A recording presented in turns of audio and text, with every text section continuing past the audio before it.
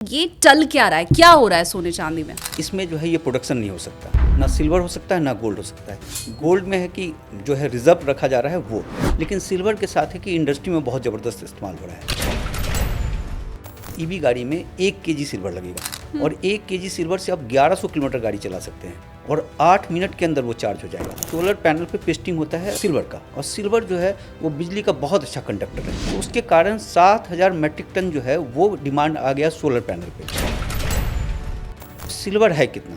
तो सिल्वर जो टोटल है पूरी धरती पे जो निकल चुका है बाहर 17,50,000। तो सारा खेल इस 2 लाख मेट्रिक टन के अंदर हो रहा है।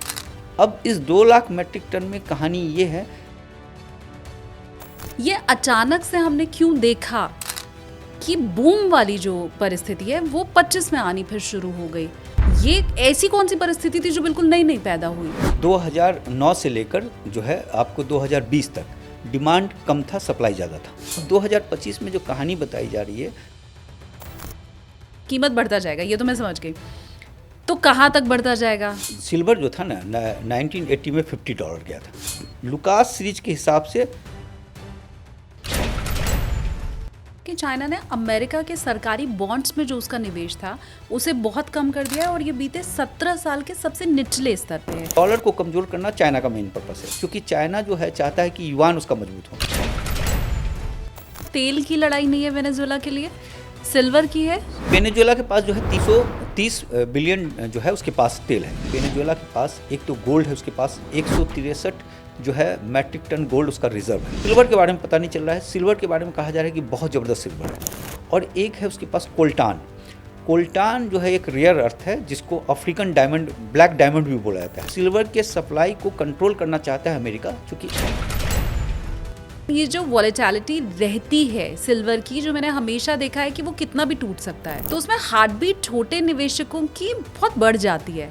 तो क्या जो छोटे निवेशक हैं उनके लिए भी चांदी है? छोटे निवेशक के लिए चांदी है, वो धैर्य रखे।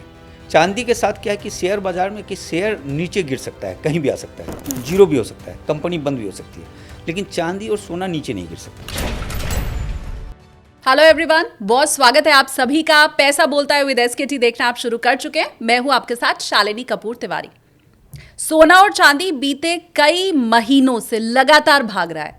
आपने सोने और चांदी में निवेश किया हो या निवेश ना किया हो, मेरी तरफ से बहुत सारी बधाइयां आप सभी को, क्योंकि रिपोर्ट्स ये बताती हैं कि वर्ल्ड में किसी भी देश के घरों में उतना सोना चांदी नहीं है जितना भारतीयों के पास है। इस लिहाज से नेटवर्थ तो आपकी भी बढ़ी है। अगर फोमो का आप शिकार हो रहे हैं, ये सोच रहे हैं कब खरीदा जाए, अभी तक निवेश अगर आपने नहीं किया है, तो ये पॉडकास्ट आपकी मदद करेगा। ये समझने में मदद करेगा कि सोने और चांदी में आग लगी कब से। रॉकेट ये हो तो गया है, लेकिन ये उड़ान कब तक जारी रहेगी। इसके अलावा सोने और चांदी का सही निवेश भी आप समझ पाएंगे, क्योंकि 1 साल पहले आपने 1 लाख रुपए अगर सोने में डाले होते तो वो अब तक 1,80,000 के करीब तो पहुंच गया होता। लेकिन इसी निवेश में बहुत से लोग ज्यादातर पैसा टैक्स में दे देते हैं, क्योंकि निवेश का तरीका गलत होता है। चलिए मिलकर के स्वागत कर लेते हैं पॉडकास्ट में। आज मेरे साथ हैं वरिष्ठ पत्रकार और इन्वेस्टिंग माइंड्स के फाउंडर उत्पल चौधरी सर। बहुत स्वागत है सर आपका। Thank you. आप बीते कई महीनों से सोने और चांदी को लेके ही लोगों को राय देते चले आ रहे हैं। निवेश करना है, नहीं करना है, सही दिशा में जाना है, नहीं जाना है, ये सब तो बात का सवाल है। पहले तो आप मुझे बताइए कि ये चल क्या रहा है, क्या हो रहा है सोने चांदी में? देखिए, चांदी को ना पहले समझना जरूरी होता है। जैसे कि हम लोग शेयर बाजार में शेयर खरीदते हैं तो स्क्रीनर में जाकर देखते हैं उसके पूरे प्रोफाइल को कि क्या है, किस तरह से प्रॉफिट हो रहा है, रेवेन्यू क्या आ रहा है, तमाम चीज़। लेकिन सिल्वर और गोल्ड के मसले पे उसको समझना जरूरी है कि है क्या। देखिए, एक तो है कि इसमें जो है ये प्रोडक्शन नहीं हो सकता, ना सिल्वर हो सकता है ना गोल्ड हो सकता है। जितना हमारे पास है उतना ही है।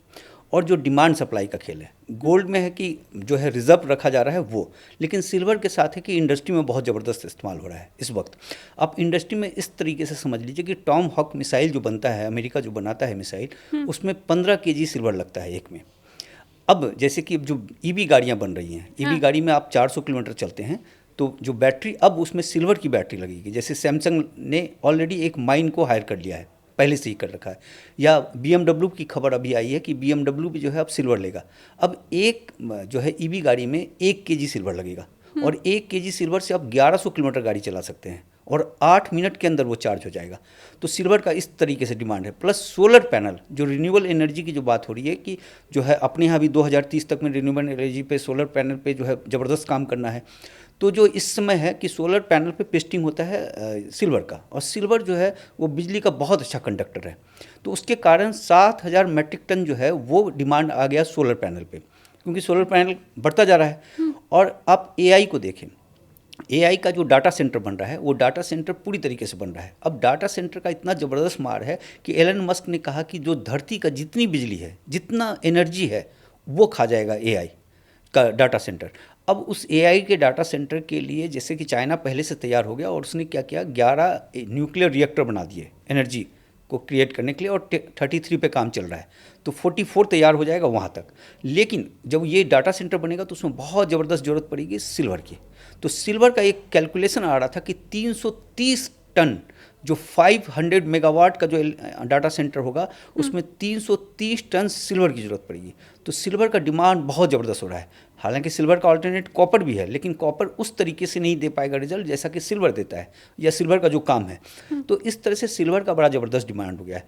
अब सिल्वर है कितना, तो सिल्वर जो टोटल है पूरी धरती पे जो निकल चुका है बाहर, 17,50,000। आप उसको इस तरीके से समझिए कि 55 मीटर लंबा, 55 मीटर चौड़ा और 55 मीटर ऊंचा एक क्यूब ले लीजिए। अगर आप जो लूडो खेलते हैं जो क्यूब है, उतना बड़ा अगर ले लें तो उतना ही सिल्वर है। और सिल्वर जो है बाकी ज़मीन के अंदर है, जो 5 लाख मेट्रिक टन के आसपास है, जिस पे काम अभी शुरू भी नहीं हुआ है। और जो बाकी जगह जो इसमें जो 17,50,000 में, इसमें बहुत सारे ऐसे हैं जो माइन पे पड़े हुए हैं जिस पे काम हो रहा है, जिसमें कि आप लगभग 72,000 मेट्रिक टन जो है चाइना के पास है, पेरू के पास है 1,40,000 मेट्रिक टन, मैक्सिको के पास है, अमेरिका के पास भी है 23,000 मेट्रिक टन। तो ये सिल्वर पड़े हुए हैं। तो सिल्वर, और दूसरी बात कि जब ये निकला इसमें से तो 14,50,000 इस्तेमाल पे हो चुका है अब तक। उस 14,50,000 में 50% इंडस्ट्री पे चला गया। 50% मतलब 7.5 लाख मेट्रिक टन के आसपास जो है इंडस्ट्री खपत हो गई। इंडस्ट्री में जो यूज़ हो रहा है वो सिल्वर आप रिकवर नहीं कर सकते, क्योंकि बहुत सारा क्या होता है कि इलेक्ट्रिक में डॉट डॉट लगते हैं, जो आप देखेंगे किसी में, तो उस डॉट को रिट्रीव नहीं किया जा सकता है, या काफ़ी महंगा हो जाता है। या जैसे मिसाइल मारा गया, मिसाइल खत्म हो गया, वो क्षय हो गया एक तरीके से, मतलब नेचर में पड़ा रहेगा लेकिन उसको रिट्रीव करना मुश्किल है, तो वो चला गया। 7.5 लाख जो बाकी बच गए, मतलब 6.5 लाख के आसपास मेट्रिक टन जो सिल्वर बच गया, उसमें से मिसिंग बहुत है। क्योंकि सिल्वर जो है 7,000 साल से, मेसोपोटामिया के समय से सिल्वर चल रहा है। तो उस समय क्या हुआ कि जो दफन किया जाता था उसके साथ सिल्वर कर देते थे ये, तो उसमें से ये देखा गया कि 2 लाख मेट्रिक टन सिल्वर जो है वो गायब है, मिसिंग है इस समय। तो बच गया आपके पास 4.5 लाख मेट्रिक टन। अब 4.5 लाख मेट्रिक टन में लोगों के घरों में और जो क्या कहते हैं मंदिर में, इन चीज़ों पे जो है बर्तन हैं, ये लगभग 2.5 लाख मेट्रिक टन के आसपास है। इसमें कॉइन भी शामिल है, 10,000 मेट्रिक टन के आसपास कॉइन है। तो ये बच गए 2 लाख मेट्रिक टन। तो सारा खेल इस 2 लाख मेट्रिक टन के अंदर हो रहा है। अब इस 2 लाख मेट्रिक टन में कहानी ये है कि मॉर्गन जो है वो सबसे बड़ा सिल्वर का प्लेयर है। JP मॉर्गन जो बैंकर है, उसके पास 23,000 मेट्रिक टन है। जो है लंदन बुलियन मार्केट, उसके पास जो है 20,000 मेट्रिक टन सिल्वर है। 14,000 मेट्रिक टन जो है कॉमिक्स के पास में, 6,000 संघाई के पास होता था, जो अभी खत्म हो गया है लगभग। इन सब के पास भी घट गया है, 55% घट गया है। तो ये सब सिल्वर हो गए। बाकी जो ETF लेते हैं आप, वो उसमें 25,000 मेट्रिक टन के आसपास सिल्वर चला गया। और जो बहुत सारे जो प्लेयर आए हैं इस समय, उसमें से 63,000 मेट्रिक टन जो है अभी पिछले 10 साल में इन लोगों के द्वारा खरीदारी की गई है। और जो सिल्वर बच रहे हैं वो सिल्वर सब गायब है पिक्चर से।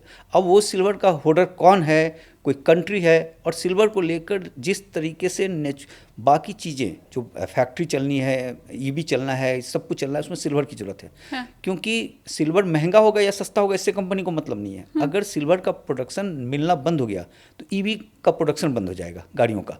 जैसे कि मैग्नेट देना बंद हो गया था, चाइना ने मैग्नेट देना बंद कर दिया, तो हमारे यहाँ EV गाड़ियाँ स्लो हो गई थी या पूरी दुनिया में फ़र्क पड़ने लगा था। हाँ। तो उसी तरीके से सिल्वर को लेकर जो है एक बड़ा ज़बरदस्त डिमांड है इंडस्ट्री का, और इसके कारण जो है जो तेज़ बाइंग हो रही है, जो आप देख रहे होंगे $10 का अंतर है चाइना और जो है बाकी दुनिया के इसमें सिल्वर में। क्योंकि चाइना में जो है सारा काम जो है वो इंडस्ट्री मेनली वहीं, और रिन्यूएबल एनर्जी वहीं है, इलेक्ट्रिकल व्हीकल्स वगैरह वहीं पे है, तो उसको लेकर बड़ी ज़बरदस्त खरीदारी हो रही है। तो इसके कारण जो है एक शॉर्टेज देखा जा रहा है, और इसके कारण ह्यू एंड क्राई मचा हुआ है। और सिल्वर जैसे से कम होता चला जा रहा है उसको लेकर उस तरीके से क्राइसिस बढ़ता जाएगा और उसका रेट उसी तरीके से इजाफा होता जाएगा। मेरा सवाल इसमें ये है कि चाहे ईवी बैटरी बनने की बात है, या आपने कहा कि मंदिरों में बर्तन घरों में है, या कुछ चांदी जो गायब हो गया है, या हम सोलर पैनल में इस्तेमाल करें, ये सारी चीज़ें तो 20 में भी थी, 21 में भी रही होंगी, 22 में भी, 23 में भी, 24 में। ये अचानक से हमने क्यों देखा कि बूम वाली जो परिस्थिति है वो 25 में आनी फिर शुरू हो गई? ये ऐसी कौन सी परिस्थिति थी जो बिल्कुल नई नई पैदा हुई? बिल्कुल ऐसा है कि जो 2009 से लेकर जो है आपको 2020 तक डिमांड कम था, सप्लाई ज़्यादा था, तो उसमें बहुत सारे सिल्वर बच रहे थे और सिल्वर पाइलअप हो रहा था। 21 से जो है जो के बाद से फिर जो है डिमांड बढ़ने लगा और सप्लाई कम होने लगा।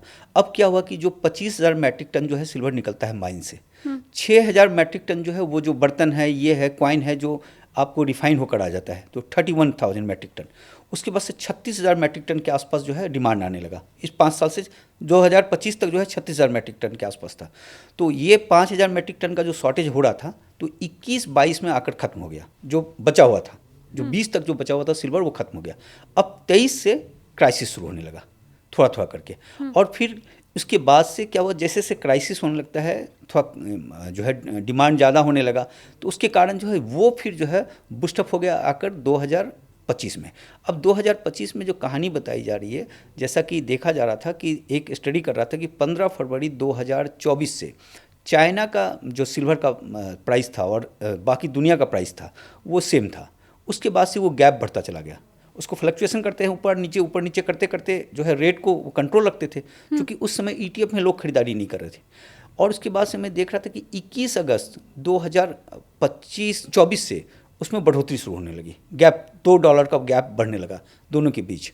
और ये फिर आते आते 2025 के मार्च से उस पर बूम हो गया, क्योंकि पहले ये लोग क्या करते हैं कि रेट को फ्लक्चुएट करके कंपाइल कर रहे थे, कंपाइल करते करते जा रहे थे, और जब शॉर्टेज हो गया, मिलना बिल्कुल कम हो गया। पहले तो लोग थोड़ा सा भी रेट फ्लक्चुएट हो रहा था लोग बेच देते रहे थे, जो बाकी होल्डर भी रखे थे वो बेच दे रहे थे। जब ये कहानी समझ में आ गई कि सिल्वर कहीं जमा हो रहा है, किसी देश में जमा हो रहा है, कहीं जमा हो रहा है, तो जो बड़े बड़े प्लेयर थे, क्योंकि मैं अभी स्टडी कर रहा था, जो एक बड़ा जो सिंडिकेट है इन लोगों का, वो सब की खरीदारी हुई है इस साल जाकर अप्रैल में, 2025 के अप्रैल में खरीदारी हुई है। और 2025 तक जो है मार्च तक जो है चाइना पूरी तरीके से मैनेज करता रहा, और वहाँ से उसका सिल्वर जो है ज़बरदस्त ढंग से पाइल अप हुआ है।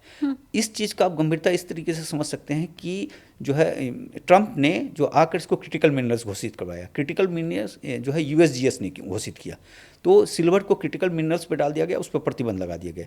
और अभी व्हाइट हाउस की तरफ से एक स्टेटमेंट आया है, सेक्शन 232 लगाया गया है। 232 में ये लगाया गया है कि आप सिल्वर जो भी खरीदेंगे एक फिक्स रेट होगा। मतलब सिल्वर के सप्लाई को कंट्रोल करना चाहता है अमेरिका, क्योंकि अमेरिका ये जान रहा है कि सिल्वर जो है एक बहुत बड़ा, आप सिल्वर को इकॉनमी से मत जोड़िए, आप सिल्वर को सीधा जो है बिजनेस और जो चीज़ें चल रही हैं, जो प्रोडक्शन चल रहा है उस चीज़ से। तो उसमें इनको लग रहा है कि आने वाले समय में जिस तरीके से रेयर अर्थ पे पूरी तरीके से चीन ने कब्जा कर लिया, 93% जो है प्रोसेसिंग है, 60% माइन पे है उसका मैग्नेट जो है वो एक जो 7 चीज़ों पे जो बैन किया था अमेरिका का, 98% प्रोडक्शन है वो चीन के पास में है। तो उस तरीके से इसको लगा कि कहीं जिस तरह से चीन ने घुटने पे लाया, ट्रंप तो घुटने पे ही आया साउथ कोरिया में उसके कहने पे, तो सिल्वर पे ऐसा ना खेल कर दे, क्योंकि सिल्वर एक बड़ा ज़रूरत है। तो क्योंकि पेंटागन को बहुत ज़रूरत है सिल्वर का, बाकी जो है EV की जो फैक्ट्रियाँ हैं वहाँ उसको ज़रूरत है। तो ये सिल्वर को लेकर अमेरिका और चाइना का टसल आप इसको कह सकते हैं, और ये बढ़ता जाएगा जैसे जैसे दिन बीतता जाएगा, ये कहानियाँ बदलती जाएगी। मैं एक और डेटा देख रही थी सर, तो मैंने देखा कि चाइना ने अमेरिका के सरकारी बॉन्ड्स में जो उसका निवेश था उसे बहुत कम कर दिया है, और ये बीते 17 साल के सबसे निचले स्तर पे है। इसमें यह भी बताया हुआ था कि सोने और विदेशी शेयरों में अब अपना पैसा चाइना लगा रहा है, बढ़ाता चला जा रहा है, और ये जो अमेरिका कर्ज में दबा हुआ है उसको देखते हुए चाइना की ये स्ट्रैटेजी है। तो थोड़ा ये आप हमें समझाएंगे कि ये क्यों, इसके पीछे की वजह क्या, और ख़ासकर चांदी में तो कैसे निवेश बढ़ाया है वो आपने बता दिया, सोने में भी निवेश बढ़ाया है चाइना ने। हाँ, तो ये देखिए, जो आप जो कह रहे थे कि सबसे ज़्यादा अमेरिका क्या करता है, ट्रेजरी बॉन्ड बेचता है। ट्रेजरी बॉन्ड हो गया कि आप एक तरीके से, आपको हमने बॉन्ड दिया, एक वादा दिया, आपसे हमने पैसे ले लिए। जैसे आपको लगता है कि मैं जो है, आप समझिए कि मैं आपको, मेरा बिजनेस ठीक चल रहा है, मैं आपको पैसे दे दूंगा 5 साल के बाद, तो मैंने आपको एक प्रॉमिस नोट दे दिया कि आपको हम 5% ब्याज पे इतना पैसा दे देंगे, और आपने मुझे पैसा दे दिया, हमने आपको कागज़ दे दिया। तो ट्रेजरी बॉन्ड उसी तरीके से काम करता है। तो अमेरिका के पास जो है 38.4 ट्रिलियन डॉलर का जो है कर्ज है, जो बॉन्ड बांटा हुआ है उसने देश में, बाहर में, सब जगह। और ये उसके जीडीपी का जो है 122% है। एक रॉग हफ रेनहार्ट का फॉर्मूला होता है कि 90% से जब ऊपर बढ़ते हैं तो खतरनाक हो जाता है, 100% से ऊपर जाते हैं तो बहुत खतरनाक हो जाता है। मतलब जो आप कमा रहे हैं वो सारा पैसा तो आप दे रहे हैं। हाँ। और 122% हो गया, तो अमेरिका की इकॉनमी तो कमज़ोर हुई। तो जब ये अमेरिका का इकॉनमी कमज़ोर होने लगा, और इसमें डॉलर को कमज़ोर करना चाइना का मेन पर्पस है, क्योंकि चाइना जो है चाहता है कि युआन उसका मजबूत हो। जब डॉलर जो है एक समय पूरे वर्ल्ड में जितना भी ट्रेड होता है या जो स्विफ्ट करते हैं हम लोग, सब डॉलर का मोनोपोली है। तो एक समय 75% होता था 2000 के आसपास में, उसको कम करते हुए अभी 56% के आसपास आ गया। तो डॉलर को कमज़ोर कर रहा है। युआन जो पहले जीरो था, युआन इस समय जो है 4.83% के आसपास आ गया है। तो वो, और जो ट्रेड करने लगा है वो अपनी लोकल करेंसी में करने लगा है। तो अब ऐसे में क्या हुआ कि अमेरिका पे दबाव डालने के लिए चीन के पास सबसे ज़्यादा बॉन्ड लिया हुआ था, उसने 1.3 ट्रिलियन डॉलर का लिया हुआ था। जापान दूसरे नंबर पे था 1.1 ट्रिलियन डॉलर के साथ। तो उसके बाद से चीन इंडिया ने भी लिया हुआ है। इंडिया भी लिया हुआ है। इंडिया बहुत कम है, लेकिन इंडिया फिर भी टॉप 20 में है। तो उसके बाद से, और इंडिया ने अभी हाल में बेचा है, जो है अभी आरबीआई ने बहुत तेज बेचा है जो है उसमें बॉन्ड का, वो अमाउंट में भूल गया, लेकिन अच्छा खासा बेच दिया उसने, 21% बेच दिया उसने। तो इसमें फिर चाइना ने जो है बॉन्ड उसको बेचना शुरू किया, और बॉन्ड बेचने के बाद वो पैसे गोल्ड में लगने लगे, सिल्वर में लगने लगे। जो पैसा एक्स्ट्रा आया उसने, चूँकि उससे क्या हुआ कि अमेरिका पे दबाव आएगा। अमेरिका ने क्या किया, आनंद फांड में तभी उसका ऑक्शन लगाया कि उसके बॉन्ड को कोई खरीदे, तो बॉन्ड नहीं खरीदा गया। अभी जो वहाँ पे ये हो रहा है कि ये बॉन्ड जो है ट्रेजरी बिल में 2-3 तरह के होते हैं। तो ये 10 साल 30 साल वाला होता है, एक होता है छोटे समय के लिए। तो अमेरिका अभी जो है फेड जो है वो ट्रेजरी बिल खरीद रही है मॉर्गन से। मॉर्गन को वो नोट छाप के देगी और उससे लेगा। तो अमेरिका का कंडीशन ख़राब था, और चाइना ने जो है उसने देखा कि कंडीशन ख़राब है, तो उसने मार दिया हथौड़ा उस पर। तो इस तरीके से उसने लगभग 600 बिलियन डॉलर का बेच दिया, मतलब जस्ट कहिए वो हाफ कर दिया है। चीन, जापान अभी भी है। जापान में अभी एक प्रोजेक्ट फंस गया था अमेरिका का, तो जापान ने धमकी दिया कि मैं भी बेच दूंगा। तो फिर जो है ट्रंप ने उसके साथ समझौता किया और तमाम चीज़। तो मेन पर्पस है कि देखिए, लड़ाई जो है इस समय आप कहें तो वर्ल्ड वार 3 एक तरीके से ऑन है। पहले वर्ल्ड वार 1 और 2 जो है हथियारों से लड़ा जाता था, इस समय जो है व्यापार से लड़ा जा रहा है, क्योंकि चीन जो है वो व्यापारी आदमी है। चीन मतलब जो आर्मी है उसके पास, वो दिखाने के लिए है कि आप मेरे पास आम वाला हमला नहीं कर सकते हो। और बाकी उसका वार जो है वो बिल्कुल इस तरीके से, क्योंकि आप उसको देखिए कि उसने ये बेचा ही बेचा, बॉन्ड बेचा, जो है डॉलर को कमज़ोर करने की कोशिश किया। ब्रिक्स वाली करेंसी वाली बात आई कि हम लोग आपस में जो है कोऑर्डिनेट करेंगे, ब्रिक्स के जरिए करेंगे। उसने अपने जैसे स्विफ्ट के जरिए पैसे जनरेट होते हैं, जो ट्रांसफ़र होते हैं, उस तरीके का अपना सिस्टम बना लिया उसने। जो BRI जो प्रोजेक्ट है जो बनाया, जिसमें कि वेनेजुएला भी आ रहा था और आपका पेरू भी आ रहा था, और ये तमाम जो आ रहे थे, जो अमेरिका ने जो हमला किया वेनेजुएला पे, वो कोई तेल वेल का हमला नहीं है। वो जो है ये सारा इकॉनमी के आसपास की कहानी चल रही है, सारा सिल्वर की कहानी चल रही है। क्या बात कर रहे हैं? सिल्वर में सबसे इंटरेस्टिंग बात है कि सिल्वर जो है टोटल जैसे 25,000 मेट्रिक टन सिल्वर निकलता है, उसमें से 16,000 मेट्रिक टन सिल्वर जो है वो लैटिन अमेरिका से निकलता है। लैटिन अमेरिका मतलब पेरू से निकलता है, मैक्सिको से निकलता है, कनाडा से निकलता है, अमेरिका से निकलता है, इन जगहों से।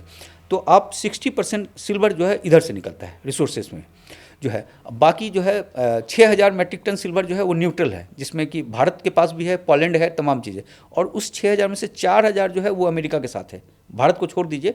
तो एक तरीके से जो 25,000 मेट्रिक टन सिल्वर निकल रहा है, उसमें से 20,000 मेट्रिक टन पे जो है अमेरिका का कब्जा है।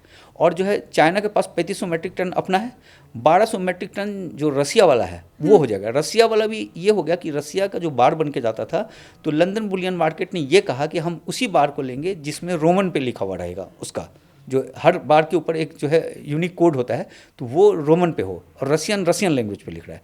तो वो 1200 टन के आसपास बनाता है। तो वो जा रहा है इसके पास, जो है आपको चीन के पास जा रहा है, प्लस कजाकिस्तान का जा रहा है। तो इस समय चीन को उसने बिल्कुल हाशिए पर रखा है, क्योंकि चीन के पास सिर्फ सिल्वर जो अभी आएगा वो चीन का, रसिया का और कजाकिस्तान का, बाकी में अमेरिका का कब्जा हो गया, भारत बिल्कुल न्यूट्रल है। तो एक तरीके से बड़ी ज़बरदस्त लड़ाई है। लेकिन उसमें क्या है कि प्रोसेसिंग कैसे करेंगे, प्रोसेसिंग में जो चक्कर है कि प्रोसेसिंग कैसे होगा, आप करेंगे कहाँ से, क्योंकि चीन के पास 24 प्रोसेसिंग है, वो जो है वर्ल्ड का बेस्ट प्रोसेसिंग सेंटर है उसके पास। चीन देखिए 15% 11% के आसपास सिल्वर प्रोड्यूस करता है, और 60% उसका प्रोसेसिंग है। जैसे 10% कॉपर प्रोड्यूस करता है और 50% प्रोसेसिंग करता है। जैसे कि 93% रेयर अर्थ में करता है, तो प्रोसेसिंग के जरिए उसने बड़ी ज़बरदस्त करा है। तो अब सिल्वर निकाल तो लोगे, प्रोसेसिंग करने के लिए आपको चाइना के पास आना पड़ेगा, चाइना के पास आना पड़ेगा, और जापान के पास 13 है दूसरे नंबर पे, 13 कैसे जाओगे? तो ये जो सेक्शन 232 जो लाया गया है, इसके तहत ये जो तय करेंगे कि एक रेट फिक्स होगा, कि आप कल को रेट फिक्स हो जाएगा तो क्या होगा कि जो बाकी जो प्रोसेसिंग सेंटर है उसका सिल्वर जा सके। ऐसा नहीं होगी फिर चाइना उधर से करके चाइना अपने रेट पे बेच दे। तो ये पूरा जो है गेम चल रहा है। और लेकिन इसमें सिल्वर में जो जनता जो सिल्वर खरीद के रख ली हुई है, बड़े ज़बरदस्त फ्लक्चुएशन होंगे, उठापटक बहुत ज़बरदस्त होगा, इसमें रेट को काफ़ी तेज़ गिराया जाएगा क्योंकि कमज़ोर हाथ से निकालना है। मैं ये वाला टॉपिक आपसे समझूं, लेकिन मैं चाहती हूँ आप वो एक बार फिर से क्लियर करें। आपने कहा तेल की लड़ाई नहीं है वेनेजुएला के लिए, सिल्वर की है। सिल्वर की लड़ाई, क्योंकि वेनेजुएला के पास जो है 330 बिलियन जो है उसके पास तेल है, वर्ल्ड का सबसे बड़ा रिजर्व है। उसका तेल बहुत गंदा तेल है। बहुत तेल दो तरह का होता है, एक लाइट तेल होता है, एक हार्ड ऑयल होता है। तो उसके पास हार्ड ऑयल है। हार्ड ऑयल के लिए जो रिफाइनरी है वो अमेरिका के पास ही है, जो बाकी दुनिया के पास कम है, चीन के पास है। और दूसरा क्या होता है कि जो 75% तेल जो है चीन मंगाता है। चीन ने सब जगह कब्जा कर लिया, सिर्फ तेल जो है उसकी एक कमज़ोर कड़ी थी। तो वो तो है ही है, लेकिन जो बताया जा रहा है कि इनके पास जो है ज़बरदस्त ढंग से, वेनेजुएला के पास एक तो गोल्ड है, उसके पास 163 जो है मैट्रिक टन गोल्ड उसका रिजर्व है। जो इंडियन एम्बेसी की एक रिपोर्ट हम पढ़ रहे थे, क्योंकि भारत सरकार जो है वहाँ पे किस तरीके से बिजनेस करना चाहिए वो रिपोर्ट देती है। उस रिपोर्ट में 7,000 मैट्रिक टन गोल्ड है उसके पास, और 4100 मैट्रिक टन गोल्ड पता है, 11,000 मैट्रिक टन के आसपास गोल्ड है जो है वेनेजुएला के पास, नंबर 1। दूसरा, सिल्वर के बारे में पता नहीं चल रहा है। सिल्वर के बारे में कहा जा रहा है कि बहुत ज़बरदस्त सिल्वर है। और एक है उसके पास कोल्टान। कोल्टान जो है एक रेयर अर्थ है, जिसको अफ्रीकन डायमंड, ब्लैक डायमंड भी बोला जाता है। वो बहुत ज़बरदस्त इस्तेमाल होता है। जो रेयर अर्थ में जो चाइना जो जिस तरीके से अमेरिका को पीछे ला रहा है, उसी तरीके से कोल्टान का काम होता है रेयर अर्थ के लिए। तो जो है इसने तेल एक बहाना है, मेन जो है इसके जरिए उसने, देखिए, एक तरह के गोल्ड आ गया उसके पास, 11,000 मैट्रिक टन के आसपास गोल्ड आ गया। सिल्वर के बारे में है कि अभी तक खोज नहीं हुआ है, सिल्वर बहुत ज़बरदस्त ढंग से है। और कोल्टान जो सबसे महंगा जो है, वो कॉन्गो के बाद सबसे ज़्यादा कोल्टान जो है वेनेजुएला के पास है, और वो मिल जाएगा अमेरिका को। तो ये चीज़ हो जाएगी। और ये जो तमाम चीज़ हो रहा है, और अभी बड़ा ये है कि अभी प्रोसेसिंग सेंटर जो है अमेरिका में नहीं बन रहा था। पहले अमेरिका था नंबर 1 प्रोसेसिंग में 1980 के आसपास। उसके बाद से वहाँ रूल रेगुलेशंस, ग्रीन एनर्जी और ये वो हंगामा वगैरह होने लगा। तो वहाँ से चीन ने उस कंपनी को खरीद लिया, और चीन उस तरीके से आगे बढ़ गया। तो अभी जो है वहाँ लिथियम का जो है प्रोसेसिंग सेंटर जो है इस वक्त अमेरिका में एक ऑपरेट शुरू हो गया है। तो ट्रम्प जो है उस चीज़ पे जा रहे हैं। तो ये जो नेचुरल रिसोर्स है, जो भगवान का दिया हुआ चीज़ है, उसकी ज़बरदस्त लड़ाई है। और ये है लिमिटेड, और इस पे बढ़ता जाएगा और इसका कीमत भागता जाएगा। कीमत भागता जाएगा। फिर ये तो मैंने की पॉइंट नोट कर लिया, मेरे व्यूवर्स ने भी डेफिनेटली नोट कर लिया होगा। अब हम अगर इसके ऊपर ही सर आगे बढ़ें कि कीमत बढ़ता जाएगा, ये तो मैं समझ गई, तो कहाँ तक बढ़ता जाएगा पहले तो ये समझाएं। फिर हम वो वाला टॉपिक जो आप छेड़ रहे थे कि सिल्वर में वोलेटिलिटी बहुत ज़्यादा है, वो हम बाद में थोड़ा डिस्कस करते हैं। कहाँ तक जाने वाला है? देखिए, जो सिल्वर जो था ना 1980 में $50 गया था। $50 के बाद उस समय 2 हंट ब्रदर थे, उन्होंने कुछ फ्रॉड किया था और सिल्वर को लेकर भाग गया था। उसके बाद सिल्वर गिर गया, बिल्कुल दबा रहा। तो उसके बाद से 80 के बाद 2011 में फिर $50 गया। मतलब 31 साल के बाद जो $50 में 80 में खरीदे होंगे, वो ये 31 साल के बाद उसको $50 मिला। फिर उसके बाद से सिल्वर गिर गया। फिर 2025 में जाकर जो है $50 क्रॉस किया। तो क्या हुआ कि $50 था, यूँ नीचे आया, फिर $50 गया, फिर नीचे आके फिर $50। तो ये कप बन गया, इस तरह का कप है ना। ये गहराई और ये तो कप एंड हैंडल पैटर्न हो गया। ये पैटर्न जो होता है ये बहुत ऑथेंटिक होता है। और इसमें कारक जो होते हैं, जो सपोर्ट करने वाला, वो फैक्टर होना चाहिए, जो डिमांड एंड सप्लाई का फर्क था। तो इसके हिसाब से $96 दिख रहा है। इसकी गहराई और इसकी गहराई को कैलकुलेट करने के बाद $96 जाता हुआ दिख रहा है। तो ये $96 जाएगा, इतना है। अब जो है इसमें ये हो गया कि अभी $50 के बाद जो ये गया, उसके बाद वहाँ एक दूसरा लेयर एक और कप बन गया, जो है 29 दिसंबर को वो जो है 81.70 गया, उसके नीचे आ गया। फिर वो $81.70 पे गया, फिर दूसरा कप बन गया। फिर जो है वहाँ जब बन गया, उसको जब क्रॉस किया तो एक कप के साथ एक छोटा कप और बन गया। तो जो छोटा कप बन गया, तो वहाँ से फिर उसका जंप जो है वो 21% पे जा रहा है। तो वो $106 पे जाता हुआ दिख रहा है। अब उसमें हो गया क्या, लेकिन इसमें काफ़ी उठापटक भी हुआ, ऐसा नहीं कि सीधा चलता जाएगा, उठापटक भी हुआ। अब $106 पे जो हो गया, जब 80 का हम इन्फ्लेशन से एडजस्ट कर रहे थे कि जो 1980 में जो गया था 50, अगर इन्फ्लेशन वगैरह सब कुछ जोड़ दिया जाए तो वो डॉलर आज के इस पर कितना होगा, तो वो डॉलर आज के डेट में आ गया आपको लगभग जो है क्या कहते हैं, एक 200 ऊपर चला गया था, 295 के आसपास चला गया था, लेकिन फ्रॉड था। फिर 2011 का हमने किया कैलकुलेट, तो 2011 का फिर आया $75 के आसपास उसका। उसके बाद से चूंकि ये 32 साल का गैप था, तो 32 साल को जो फिर एवरेज करके, जो एवरेज आउट करके 16 का लिया, जो है 16 साल। तो 16 साल जब लिया 95 से जब हमने कैलकुलेट किया डॉलर को, $50 को लेकर, तो वो $50 आ गया 105.76 पे, 106 पे। तो 106 जो दिख रहा है 3 तरीके से, एक तो कप एंड हैंडल से, डबल कप एंड हैंडल बन गया वो, एक इन्फ्लेशन एडजस्टमेंट से, और तीसरा एक फिबोनाची है। फिबोनाची के हिसाब से $83 दिया था उसने, जो $83 उसने क्रॉस कर दिया। 83 के बाद अब फिबोनाची 100 एक्सटेंशन वो 106 दे रहा है, तो $106 यहाँ आ गया। अब जिस तरीके से कारक जो सपोर्ट कर रहा है, तो इसके हिसाब से उठापटक होगा काफ़ी, लेकिन आएगा। अब इसके बाद से एक आ गया लुकास सीरीज। लुकास सीरीज में था कि 29 से लेकर 48 तक रुकेगा, उसमें काफ़ी दिनों तक रहा। अब 48 अभी हाल में क्रॉस किया ना, अक्टूबर के आसपास से क्रॉस किया, तो वो लुकास सीरीज के हिसाब से वो रुका रहा। फिर 48 से लेकर 72 का सीरीज गया, उसने बोला वो क्रॉस हो गया। 72 से 99 जो अभी फेज में चल रहा है, 99 से फिर वो 133 लुकास का बोल रहा है, 133 से फिर 156 या 157 है, और उसके बाद से फिर 199। तो लुकास सीरीज के हिसाब से ये $200 है का है। तो लेकिन ये होने में 2030 होना चाहिए मेरे ख्याल से। अच्छा। कि 2030 तक ये होना चाहिए, क्योंकि जो बाकी हम लोग जो कप एंड हैंडल पैटर्न भी देख रहे थे, या जो फिबोनाची का जो 106 देख रहे थे, उसको हम लोग ये सोच रहे थे कि 2026 के दिसंबर तक में होगा, लेकिन हो गया जनवरी में, 11 महीने पहले। तो जो 11 महीने पहले जो हो गया, तो इसका मतलब सिस्टम में बहुत बड़ा कोई फॉल्ट है, या सिस्टम में बहुत ज़बरदस्त होर्डिंग हो रहा है। तो जब ये होर्डिंग हो रहा है, तब वो चाइना वाली खबर खोज किया। तो एक जेरूसलम पोस्ट की एक आर्टिकल मिला मेरे को कि 21 अगस्त 2024 का, जेरूसलम में, ठीक है, जासूसी के लिए माहिर हैं वो सब, और अमेरिका के फेवर में ही किए होंगे, तो वो उसने बताया कि किस तरीके से चाइना बाइंग कर रहा है, और उस आर्टिकल में जो जो बातें लिखी गई थी वो सब बातें हो रही है। तो चाइना, देखिए चाइना के साथ क्या बड़ा ज़बरदस्त है कि एक, आपको इतिहास में लेकर चलते हैं, ओपियम लड़ाई जानते होंगे आप, 1839 में हुआ था अफीम की लड़ाई। उसमें क्या था कि चाइना से ब्रिटेन जो है, चाइना से ले जाता था पोर्सिलिन ले जाता था, सिल्क ले जाता था, और जो है चाय लेकर जाता था, बदले में उसको सिल्वर देता था। तो सिल्वर क्या हुआ कि जब अमेरिका में चाय की लत लग गई, पोर्सिलिन चाहिए था, सब कुछ चाहिए था, तो बड़े ज़बरदस्त सिल्वर आने लगे। तो इंग्लैंड का सारा सिल्वर खत्म हो गया, यूरोप का सारा सिल्वर खत्म हो गया। उसके बाद वो मैक्सिको से सिल्वर लाने लगा, तो वो सिल्वर चला गया। तो इंग्लैंड को लगा कि भाई मेरा तो सारा सिल्वर चाइना खाया जा रहा है, और चाइना को सिल्वर के प्रति बड़ा प्रेम था। तो उसने क्या किया कि वहाँ अफीम की खेती करना शुरू कर दिया, और अफीम लाकर बेचने लगा। तो अफीम की लत लग गई चाइनीज़ों को।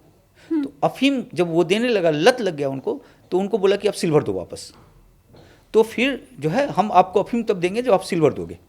तो वो सिल्वर देने लगा चाइना। तो चाइना का सारा सिल्वर जो है वापस इंग्लैंड जाने लगा। तो फिर क्या हुआ कि ये देखा कि मेरा सिल्वर जा रहा है, सिल्वर के प्रति बड़ा प्रेम है चाइना को। तो फिर 1839 में एक शिप पे पूरा अफीम आ रहा था, तो इन लोगों ने हमला कर दिया चाइनीज़ों ने, और जो है अफीम ओपियम वार फर्स्ट हुआ, जिसमें चाइनीज़ परास्त कर दिया गया।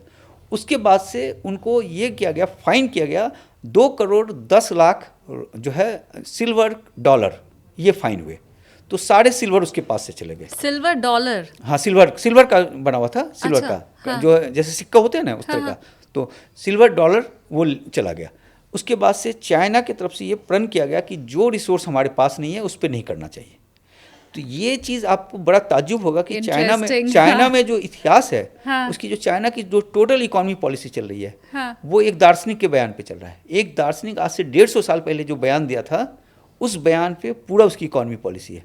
1950 में जो माओ जो स्पीच दे रहे थे 52 में, उस दार्शनिक के स्पीच से और ये कहते हुए दे रहे थे जबकि चाइना का कोई हैसियत नहीं था 1950 में, इंडिया से भी कमजोर था उस वक्त। हाँ। वो कह रहा था कि हमें अमेरिका को हराना है। तो ये उसके विजन पे आधारित था। तो जो सिल्वर नहीं है, तो अब उस सिल्वर पे देखिए चाइना जो है 10% 11% निकालता है, प्रोडक्शन करता है। उसके पास जो है आपको 60% प्रोसेसिंग कर रहा है। और उसके पास टोटल जो पड़े हुए थे एक समय 15% के आसपास बताया जाता था कि सिल्वर पड़ा हुआ है पूरे वर्ल्ड का। तो ये तमाम चीज़ है। तो सिल्वर को लेकर बहुत ज़बरदस्त प्रेम है और इसको आगे इंडस्ट्री चलाने के लिए सिल्वर चाहिए। तो सिल्वर की लड़ाई है। और ट्रम्प को ये बात समझ में आया, बाइडेन को समझ में नहीं आया था। हाँ। ट्रम्प ये समझ गया। ट्रम्प बहुत तेज आदमी है, हाँ। बहुत ही शार्प है, करता है वो काम पागलों जैसा, लेकिन है बहुत शार्प।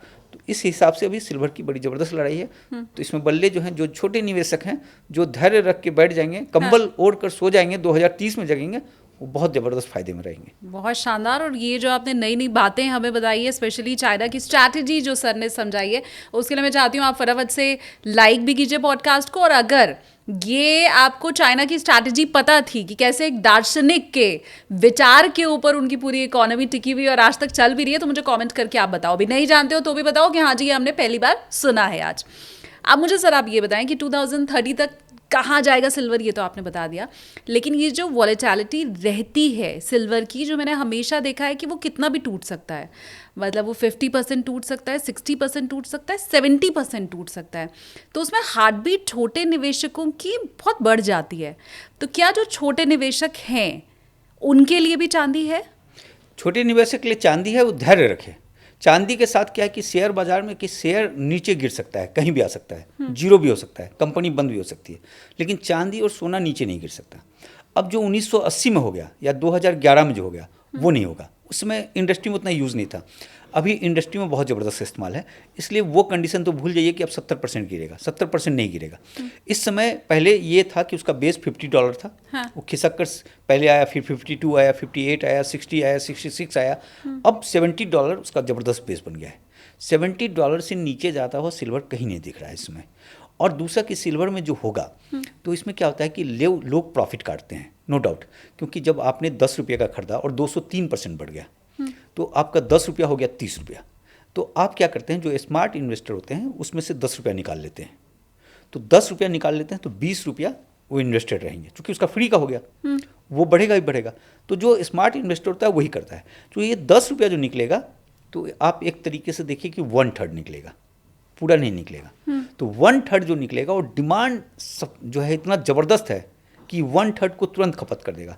क्योंकि अभी देखा गया था कि जब इसमें आप इसी हफ्ते देखिए कि सोमवार को जो है दोनों ने ऑल टाइम हाई बनाया, गोल्ड ने, सिल्वर ने। उसके बाद से शुक्रवार को उसमें जो है तेज गिरावट आई, $70 के आसपास गिर गया गोल्ड और $4 के आसपास गिर गया सिल्वर। उसके बाद से तुरंत रिकवर किया और सिल्वर $2.25 पे नीचे बंद हुआ और गोल्ड जो है $20 पे नीचे बंद हुआ। यानी जब सेलिंग आ रहा है, बायर बहुत हेवी आ जा रहा है।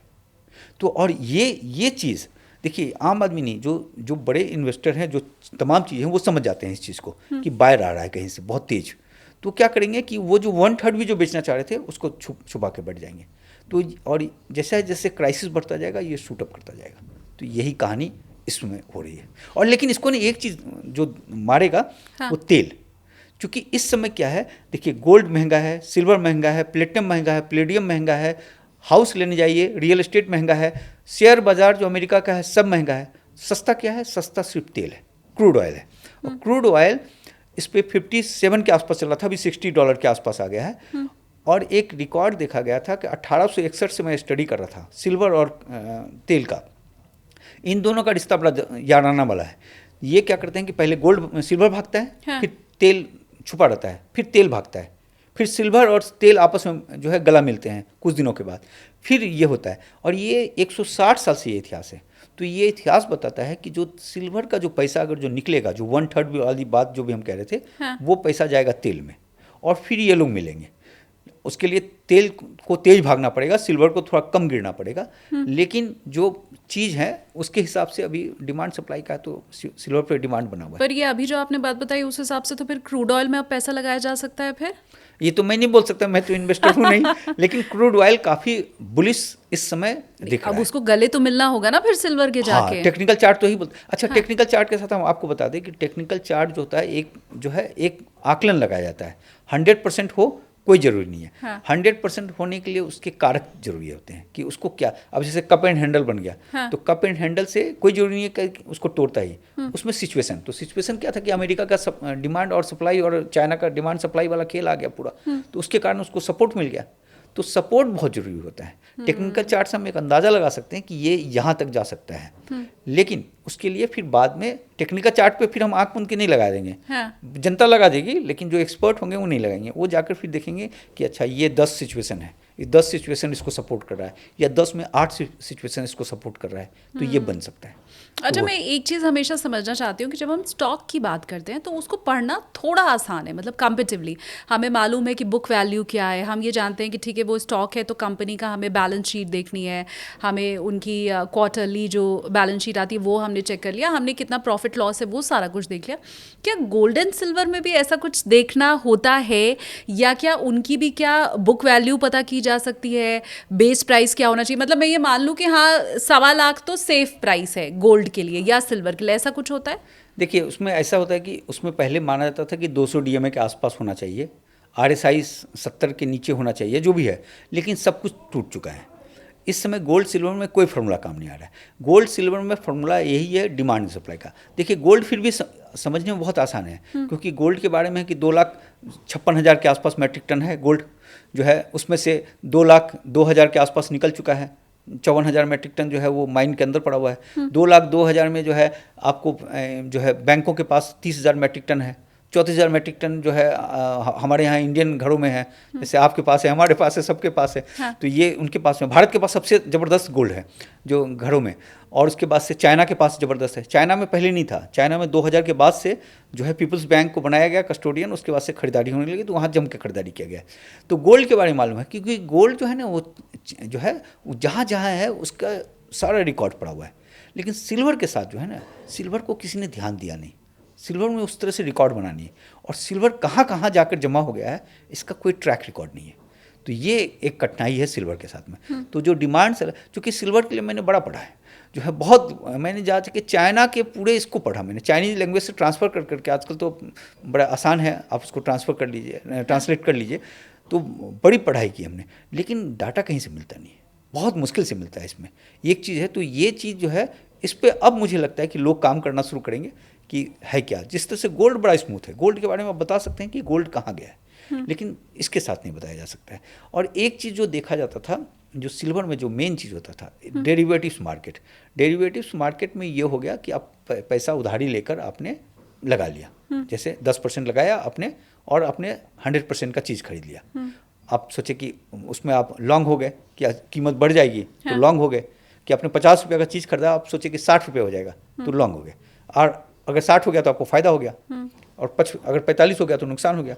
और कुछ शॉर्ट हो जाते हैं कि 45 हो गया तो उसको जो है 50 का 45 हो गया तो उसको फ़ायदा हो गया, अगर 55 हो गया तो नुकसान हो गया। तो सिल्वर का बाजार जो है उसमें डेरिवेटिव्स मार्केट बहुत हेवी है, गोल्ड में उस तरीके से नहीं है, गोल्ड मजबूत है ना, तो सिल्वर में बहुत ज़बरदस्त था। तो इसमें यह था कि मॉर्गन पे ये आरोप लगता था। ये बड़ी इंटरेस्टिंग कहानी है कि 2008 में इकोनॉमिक क्राइसिस आया, तो एक अमेरिका का बैंक था, शायद ब्रिटेन कुछ नाम था उसका, वो बैंक दिवालिया हो गया। तो दिवालिया हो गया तो फेड ने कहा मॉर्गन को, कि मॉर्गन स्टैनले को, कि भाई आप इस बैंक को खरीदिए जो है। तो उसने पहले बोला कि हमें क्या करना है, लेकिन फेड ने उसको जो है बेल आउट करवाया। तो जब खरीदा तो वो जो बैंक था वो ज़बरदस्त सिल्वर पे डेरिवेटिव्स पे काम करता था बहुत तरीके से। उसके बाद से मॉर्गन की एंट्री हो गई। 2011 में जो ऊपर गया, जो तेज भागा था, उसके 2008 का फ्रॉड, 1980 का फ्रॉड था, लेकिन 2011 में जो भागा था वो जेन्युइन भागा था। उसके बाद से मॉर्गन की इंटरव्यू, और मॉर्गन उसको शॉर्ट कर करके जैसे 50 का कोई गया 45 का जाएगा, और हेवी शॉर्ट, और कवर नहीं होता था शॉर्ट, तो उसके रेट को कंट्रोल रखा। तो 10 से 12 साल जो है सिल्वर का रेट कंट्रोल रहा। फिर 2020 में जो है उसको 900 समथिंग मिलियन डॉलर का फाइन हुआ मॉर्गन को। उसके बाद से उसकी रफ्तार गिर गई। इसके बाद से अभी भी शॉर्ट का खेल कर रहे थे। तो क्या हुआ कि 29 अक्टूबर को एक्सपायरी था कॉमिक्स में, तो उस समय आपको देखेंगे कि 8% के आसपास गिर गया था धड़ाम से सिल्वर जो है। तो सिल्वर पे शॉर्ट किया हुआ था, तो वो 8% गिरा, तो वो बच गए वो लोग। उसके बाद से दूसरा इंसिडेंट हुआ जो है थैंक्स गिविंग डे के दिन, 27 नवंबर था अमेरिका का। उस दिन जो है कॉमिक्स जो है 11 घंटे के लिए कामकाज बंद हो गया पूरी तरीके से। और बहुत सारे सिल्वर जो बिकने के लिए थे, सिल्वर दो तरह से होते हैं, एक रजिस्टर्ड होते हैं, एक एलिजिबल होते हैं। तो रजिस्टर्ड मतलब कि बिकने के लिए है फॉर सेल, और एक नॉट फॉर सेल। तो वो ट्रांसफ़र हो गया नॉट फॉर सेल पे बहुत हेवी तरीके से। इस समय कॉमिक्स के पास 13,700 टन मैट्रिक टन सिल्वर है, जिसमें से 3,800 मैट्रिक टन जो है सेल के लिए है और 9,800 नॉट फॉर सेल है। तो ये चीज़ होता है, क्योंकि इसमें क्या हुआ था कि बीच में चाइना जो है उसने जो है मॉर्गन को बोला कि मुझे सिल्वर चाहिए, मुझे सिल्वर खरीदना है कॉमिक्स से। तो मॉर्गन ने बोला कि नहीं, आपको सिल्वर नहीं मिलेगा, क्योंकि वो सिल्वर पूरी तरीके से खरीदना चाह रहा था। हाँ। तो उसमें ये है कि उसके बाद से नॉट फॉर सेल ये 9800 है। अब क्या है कि ये सिल्वर अगर आ जाएगा बिकने के लिए तो चाइना उसको खरीद लेगा। तो इसको आपने कागज़ पर रख दिया कि नॉट फॉर सेल, जैसे आप लिख देते हैं ना दुकान शॉप क्लोज्ड, तो आदमी अंदर नहीं आ सकता। हाँ। सामान दिख रहा है लेकिन अंदर नहीं आ सकता। उसी तरीके से सिल्वर के साथ किया। तो मॉर्गन ने बहुत ज़बरदस्त ढंग से किया। तो इस समय जो अभी एक खबर आया था कि TD सिक्योरिटीज करके है, उसको 5.5 करोड़ के आसपास शॉर्ट किया हुआ था उसने, 78 पे शॉर्ट किया था ये। और जो है उसने जो अपना जो ये लगाया था 93.5 का लगाया था उसने, तो वो ट्रिगर कर गया, तो उसको शॉर्ट जो है नुकसान हो गया। उसके पहले 29 अक्टूबर को भी उसको नुकसान हुआ था। तो ये लोग शॉर्ट कर करके जो है इसको छुपा कर रखते थे। अब जो शॉर्ट किए हुए हैं वो सिल्वर मांगने लगे। तो अब फिजिकल पे बड़ा ज़बरदस्त हो गया है, क्योंकि इस समय हम जो आंकड़ा पढ़ रहे थे जो अभी मतलब शुक्रवार का, तो उसमें जो शॉर्ट किए हुए हैं और जो लॉन्ग किए हुए हैं उसमें 55,000 जो है कॉन्ट्रैक्ट जो है वो डिफरेंस है। तो 55,000 कॉन्ट्रैक्ट से हो गया लगभग 8,300 मैट्रिक टन सिल्वर जो है शॉर्ट किया हुआ है। तो वो अगर सिल्वर मांग लेता है, हाँ। और सिल्वर है अवेलेबल 3800 मैट्रिक टन, हाँ। तो ये 4700 मैट्रिक टन सिल्वर का जो है क्राइसिस हो जाएगा। तो यहाँ पे फिर ये जो प्राइस एकदम शूट अप कर जाएगा अगर ये हो गया। हाँ। लेकिन अमूमन क्या करते हैं उसमें से 10% के आसपास मांगते हैं। जो 3800 के जो 8300 के आसपास है 10% मांगते हैं, तो 830 टन के आसपास। लेकिन अगर 50% भी मांग लिया तो 4,000 मैट्रिक टन चला जाएगा। तो जितना सिल्वर पड़ा हुआ है कॉमिक्स के पास में फॉर सेल वो सब गायब हो जाएगा। हाँ। तो जो 106 जो हम बता रहे थे उसको फाड़ देगा, मतलब आगे निकल जाएगा। 150 भी हो सकता है। नहीं, उतना नहीं जाएगा, लेकिन उस तक जो है उसको अचीव कर सकता है ये लेकिन उसमें दिक्कत क्या है कि बहुत नई चीज़ है मेरे लिए ये। जो नॉट फॉर सेल लिखा हुआ है 8300, हाँ। आपने देखा कि आपने रखा हुआ है, मान लीजिए कि 106 पे आएगा, हम बेच देंगे जी। हाँ। तो वो अगर 106 पे आया और 83 को उसने कर दिया कि फॉर सेल, हाँ। तो खट से निकल जाएगा। हाँ। तो उसके बाद वो धड़ाम से गिर जाएगा। ठीक उसके बाद जाकर वो 8% के आसपास जो है नीचे गिर जाएगा। तो फिर जो 106 जो है वो गिरकर जो है 96 के आसपास आ जाएगा। उससे भी ज़्यादा गिर सकता है मुझे। उस समय एक जो बड़ी ज़बरदस्त है 106 जो है वो फोमो लाइन है, मतलब ये दर्शकों के लिए है। 106 जो फिबोनाची 100 एक्सटेंशन के हिसाब से वो फोमो लाइन है। FOMO line extreme FOMO line. Extreme FOMO line में क्या क्या होगा कि जो लोग सिल्वर बेच चुके हैं, किसी ने 60 पे बेच दिया, किसी ने 70 पे बेच दिया, किसी ने 80 पे बेच दिया, तो वो लोग वापस लौटेंगे, क्योंकि उनको लगेगा अरे हमको तो नुकसान हो गया, ये तो भागे जा रहा है। हाँ। वहाँ पे आएंगे। दूसरा, जो सिल्वर में कभी नहीं करते थे वो आएंगे। और उसमें हर व्यक्ति जो है, हमने एक इसमें अपने विषय में बताया था कि एक समय ऐसा आएगा कि लोग अपना कमा के निकलेंगे और शाम को जाकर सिल्वर खरीदने के लिए जाने की कोशिश करेंगे। हालांकि सिल्वर मिलेगा नहीं, तो वहाँ जो है बहुत सारे लोग आएंगे। तो वो एक्सट्रीम केस है। और वहाँ पे जो है एक 106 पे ये कहा जा रहा है कि उसमें बहुत ज़बरदस्त पुल बैक आ सकता है, क्योंकि आप नए जो आएंगे तो उनसे कमाना है। हाँ। हर तरह के लोग रहते हैं, तो वो कमाई कर सकता है। तो वो एक बड़ा पुल बैक आएगा 106 बहुत ज़बरदस्त कहानी होगी अपने आप में। और हम, मुझे लगता है, इंतज़ार करेंगे हम सारे ही मिल करके उसका। और ये अभी आपने जितनी भी बातें बताई मेरे लिए बहुत नई थी। इनफैक्ट ये बहुत नया था कि सालों तक कोई मैनिपुलेट भी कर पा रहा है। मतलब आज के दौर में भी अगर हम माने तो वर्षों तक कोई मैनिपुलेट कर पा रहा है चांदी के दाम को, ये भी मेरे लिए बड़ा इंटरेस्टिंग और नया है। और हाँ, मैं व्यूवर से भी चाहती हूँ कि प्लीज़ ये मतलब मुझे तो सारी नई जानकारी मिल रही है, और जैसा सर ने भी बताया कि सिल्वर का हमें डेटा मिल पाना, हिस्टोरिकल डेटा मिल पाना बड़ा मुश्किल होता है, तो ये उनकी की हुई रिसर्च से हमें ज्ञान प्राप्त हो रहा है। तो उसके लिए पॉडकास्ट को लाइक भी करो, और जो सवाल आपके मन में है वो कॉमेंट सेक्शन में आप पूछ भी सकते हो। जी सर। एक चीज़ जो कमज़ोर कड़ी है ना, ईटीएफ में 25,000 मैट्रिक टन सिल्वर पड़े हुए हैं। ईटीएफ कौन है? हम आप जैसे जनता पब्लिक लगाए हुए हैं। हाँ। अब क्या है कि जब सिल्वर शॉर्टेज हो जाएगा तो फिर उसमें कैलकुलेट होता है कि भाई कमज़ोर कड़ी कौन कौन है। तो 25,000 मैट्रिक टन कमज़ोर कड़ी है, प्लस 15-20,000 बाकी लोगों ने सिल्वर खरीद रखे होंगे, जो है 40,000 मैट्रिक टन के आसपास रखिए, मतलब 15,000 से ही कम खरीदे होंगे आम जनता जो खरीदी होगी। तो वो हो गया, प्लस आपको हो गया जो 2 lakh metric ton junk silver है, जो लोगों के घर में ज्वेलरी है, सिल्वर वेयर है, ये है। अब क्या करेंगे कि लेकिन जंक सिल्वर के साथ कहानी है कि उसका प्रोसेसिंग करना पड़ेगा रिफाइनरी में। तो वो रिफाइनरी से प्रोसेसिंग होता है 6,000 मैट्रिक टन, उससे ज़्यादा नहीं हो सकता। और बहुत ज़्यादा अगर कर देंगे, चूँकि रिफाइनरी का कैपेसिटी फुल है, तो अगर ज़्यादा कर देंगे तो आप 8,000 कर देंगे, 10,000 कर देंगे, तो उससे ज़्यादा नहीं कर सकते। लेकिन जो 40,000 जो शुद्ध चांदी पड़ा हुआ है इसमें, जब बहुत तेज़ अगर मान लीजिए कि 106 पे गया और 106 से गिरा कर हम 84 पे ले आए, चूँकि बेस 70 है, तो 84 पे अगर हम ले आए तो लोग क्या करेंगे, डर जाएंगे।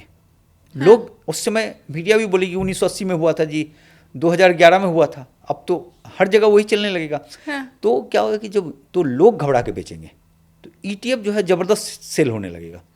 तो ईटीएफ जो सेल होने लगेगा तो वो सिल्वर रिलीज होगा, और उसके जाकर लोगों के पास जो सिल्वर है वो रिलीज होगा। तो उसमें जो फिर हेवी बायर है, अब जैसे मान लीजिए हम आपको एक काल्पनिक बता रहे हैं कि 106 पे बहुत तेज बेचा, 84 पे ले आया, कोई ये नहीं हो, मतलब एक जस्ट नंबर ले रहे हैं हम। तो 84 पे आया, और 84 पे जैसे ही गिरा, 84 पे एक ज़बरदस्त बायर आ गया, मान लीजिए चाइना आ गया बहुत तेज़ी से, हम लोग भी आ जाएंगे। और वहाँ पे जो है तेज बाइंग किया उसने। और बाइंग किया, और बाइंग करने के बाद जो है उसको लेकर चला गया 96 तक, 84 से खिंचता चला गया, और उसने जो है 10,000 मैट्रिक टन निकाल लिया। तो उसको क्या हुआ कि उस फ्लक्चुएशन से उसने बेचा, उसने मान लीजिए कि जो है 10,000 टन बेच दिया, उससे रेट को नीचे लेकर गया, और फिर वहाँ 10,000 नया बाइंग कर लिया, और 96 तक चला गया, तो उसका एवरेज 90 का पड़ गया। तो जो 106 पे खरीदने वाला था वो 90 पे खरीद लेगा, और इस तरीके से कमज़ोर कड़ी से वो निकल कर चला जाएगा।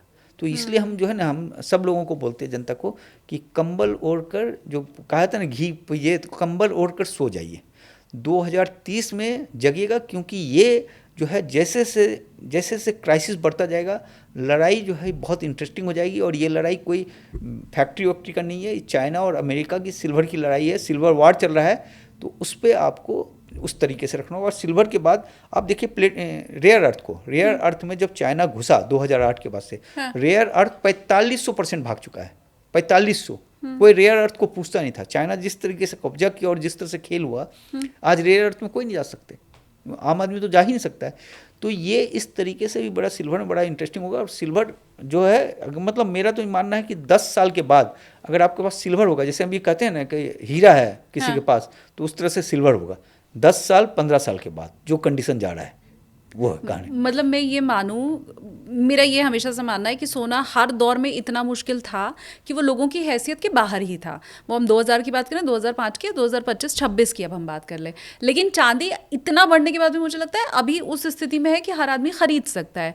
तो इसका हाल भी सोने वाला होना है, चांदी भी सोने वाले स्तर तक पहुँचने वाली है। तो जिसने अभी भी नहीं निवेश किया है वो अभी भी घुस सकता है चांदी में। देखिए, चांदी हो गया है महंगा, अब चांदी सस्ता नहीं रहा। चांदी सस्ता था लेकिन चांदी हो गया महंगा। हाँ। तो इसमें क्या होता है, जो आम आदमी जो है, एक तो हम इन्वेस्टमेंट देने के लिए है नहीं इंटाइटल, लेकिन हाँ। मेरा ये अपना जो व्यू है कि जैसे अगर मेरे परिवार में भी कोई करता है तो हम उसको कहेंगे कि भाई देखो, मार्केट को कभी टाइम नहीं करना चाहिए। मार्केट के बारे में कोई नहीं जानता, कोई फ्यूचर नहीं बता सकता। आज मान लीजिए $50-90 है, कल को ये मान लीजिए कि $200 हो गया या $50 हो गया, कोई नहीं कह सकता। हाँ। तो ऐसे में क्या होता है कि जो छोटे निवेशक होते हैं उसके लिए सिप करो, थोड़ा थोड़ा खरीदो। अगर आपको मान लीजिए 10 लाख रुपया खरीदना है तो 10 भाग में बांट दीजिए, और उसके हिसाब से आप 1-1 लाख कीजिए। उसमें पछताइएगा मत कि हम 90 में खरीदना था, अभी हम 20 में खरीद रहे हैं जी, या हमको 60 में खरीदना था अभी हम 80 में खरीद रहे हैं, ये नहीं सोचना है। उसको निवेश करना और लंबे होराइजन के लिए रखना है, क्योंकि सिल्वर गोल्ड के साथ जो है सबसे बड़ी बात है कि वो नीचे नहीं गिरेगा, ज़्यादा गिरने का एक कैपेसिटी है। मतलब जो कहा जाता है ना, खजूर से गिरे तो बबूल में आसमान से अटके, गिरे खजूर पे में अटके, अटके, हाँ। तो नहीं होगा, तो खजूर पे नहीं अटकेंगे, ऊपर ही अटकेंगे। तो ये चीज़ तो, या बबूल पे अटके, जो भी है, तो वो चीज़ है कि आप गिरने का कैपेसिटी एक लिमिटेड है और बढ़ने का अनलिमिटेड है, क्योंकि गॉड का रिसोर्सेज है और वो तैयार नहीं हो सकता। एक चीज़ आप सिल्वर नहीं बना सकते। बड़ा इंटरेस्टिंग कहानी है ये सिल्वर और गोल्ड जो बना है।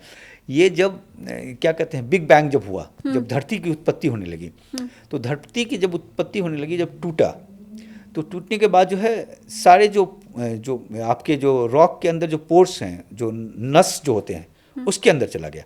तो उस समय एक पीले रंग का न्यूट्रॉन निकला उस प्रोसेस में। तो वो पीले रंग का न्यूट्रॉन जिस में पड़ा वो गोल्ड हो गया, और जिसमें नहीं पड़ा वो सिल्वर हो गया। तो अच्छा। और ये चले गए जो है अब जो माइंस के अंदर जो मिलता है, कोर में ही मिलता है, ये लोग जो 70 किलोमीटर के अंदर तक ही मिलते हैं। तो उस तरीके से सिल्वर गोल्ड हो गया, और इसको बनाया नहीं जा सकता है, जो है दुनिया की कोई ताकत नहीं बना सकता। तो इसलिए ये है लिमिटेड। अब दूसरा होता है कि जैसे गोल्ड के बारे में कहा जाता है कि 1 करोड़ टन जो है वो समुद्र के अंदर है। देखिए उस समय तो हुआ काफ़ी, समुद्र के अंदर है। तो समुद्र के अंदर जब ये देखा जा रहा था कि जब आप कई करोड़ बिलियन पानी निकालेंगे, लीटर, कई करोड़ बिलियन पानी लीटर निकालेंगे, तो 1 ग्राम गोल्ड मिलेगा। तो वो जो है रिट्रीव नहीं हो सकता, वो आपके लिए मतलब महंगा हो गया। और कल को अगर कोई टेक्नोलॉजी उस पर काम हो रहा है, हाँ, मैंने पढ़ा चाइना मतलब ऑलरेडी उसमें बहुत आगे, हाँ, और होपफुली वो अगले 1-2 साल में वो नहीं, वो नहीं कर पाएगा, वो मुश्किल है। वो एक नैनो टेक्नोलॉजी को ईजाद कर रहे हैं कि पानी से जो सिल्वर के जो कण है या गोल्ड के जो कण है, हाँ। उसको खींचा जा सके। इस पे काम हो रहा है, लेकिन वो तरीका नहीं है। दूसरा इसका एक तरीका जो अभी देखा जा रहा है कि जिस तरीके से ये आगे बढ़ जाएगा, मतलब 25 साल 50 साल के बाद ये कंडीशन आना ही आना है। तो उसमें यह है कि जो दूसरा जो द्वीप है, जो ग्रह सब हो गया, मंगल हो गया या कहीं हो गया, वहाँ खोज शुरू होगा कि वहाँ गोल्ड सिल्वर है कि नहीं। तो ये अभी जो कहानी बड़ी लंबी है, और ये रिसोर्सेज धीरे धीरे कम है। लेकिन इन्वेस्टमेंट का जो सबसे बढ़िया तरीका गोल्ड सिल्वर में हम लोग देखते थे कि हमारे जो पूर्वज होते थे, वो बड़े समझदार इन्वेस्टर थे। वो क्या करते थे, ज़मीन के नीचे या नींव के नीचे सिल्वर या गोल्ड गाड़ कर रख देते थे, घरे में या किसी में। अब उसको ये मालूम रहता था कि उसका बच्चा अगर कुछ खराब काम किया, नहीं कर पाया, तो उसको सिल्वर निकालने के लिए घर तोड़ना पड़ेगा। तो घर तोड़ेगा नहीं, सिल्वर पड़ा रहेगा, और जब घर टूटेगा तो सिल्वर निकलेगा, तो सिल्वर उसको मिलेगा बढ़िया।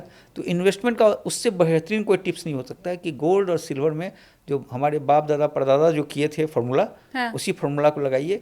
एक्स्ट्रा मनी जो आपके पास पड़ा हुआ है वो लगाइए, कर्ज लेके मत लगाइए, इमरजेंसी फंड मत लगाइए, और उस पैसे को पड़े रहने दीजिए, भूल जाइए। आपने अभी कहा सर कि आप SIP कर सकते हैं गोल्ड एंड सिल्वर में, छोटे निवेशक के लिए वो सबसे बेहतर है। तो मुझे आप ये बताइए कि आपने SIP की बात की, तो क्या आपकी पहली पसंद फंड्स है, गोल्ड एंड सिल्वर फंड या ETF? देखिए जो ETF, देखिए सबसे बेहतरीन चीज़ है फिजिकल, क्योंकि जो है ना फिजिकल सबसे बेहतरीन चीज है। सबसे मैं पहली बार किसी एक्सपर्ट को सुन रही हूँ कि वो बोल रहा है फिजिकल गोल्ड एंड सिल्वर बेहतरीन है। गोल्ड और सिल्वर अगर आप फिजिकल खरीद सकें, हाँ, तो वो सबसे बेहतरीन है। तो उसका क्या हुआ कि वो आपके रखने की लागत आएगी, आप उसमें आप जो बनाने का आप मेकिंग चार्ज दे देंगे। कितना खरीद पाएगा बेचारा मिडिल क्लास, कितना खरीद पाएगा? बैंक लॉकर का जो बैंक लॉकर में रखेगा वही ना। तो सबसे बेहतरीन तरीका है फिजिकल। नहीं, मुझे बताइए क्यों, वाई? देखिए फिजिकल कि आपके पास रहेगा। ETF में जो चीज़ें हैं, अब ETF में जैसे हम बता रहे हैं SLV है, SLV के पास 16,000 मेट्रिक टन के आसपास सिल्वर है। हाँ। और एक PSLV है। PSLV का जो है उसका वो सिल्वर रखा गया है आपको कनाडा के इसमें, रॉयल में इसमें। हाँ। और दूसरा जो SLV वाला जो है वो रखा गया है JP मॉर्गन के पास में। JP मॉर्गन को लेकर तमाम कहानियाँ होती है। कल को आप सिल्वर तो ले नहीं पाओगे, ETF से आप जिस दिन चाहोगे कि हमें सिल्वर वापस मिले, आपको सिल्वर मिलेगा? नहीं मिलेगा ना। तो बेच के मैं उस पैसे का मार्केट से बेच सकते हो। हाँ। बेच सकते हो, आपको जो तमाम चीज़ है आप बेच के ही कर सकते हैं।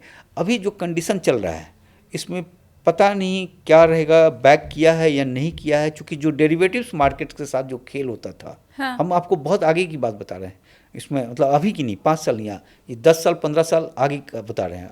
अगर आपको 5 साल में बेचना है तब तो ठीक है, लेकिन अगर आगे के लिए है कि जो खेल उसने डेरिवेटिव्स में किया था वो खेल ETF में अगर करता है, और ETF में आपके पास सिल्वर नहीं है, चीज़ वही जो आपके पास है, जो असली चीज़। हम सिल्वर शेयर के बारे में नहीं करते, शेयर ETF पर ही है, शेयर तो है ही नहीं, शेयर तो कागज़ का टुकड़ा है, लेकिन जो सिल्वर गोल्ड है आँख के सामने, तो वो चीज़ है।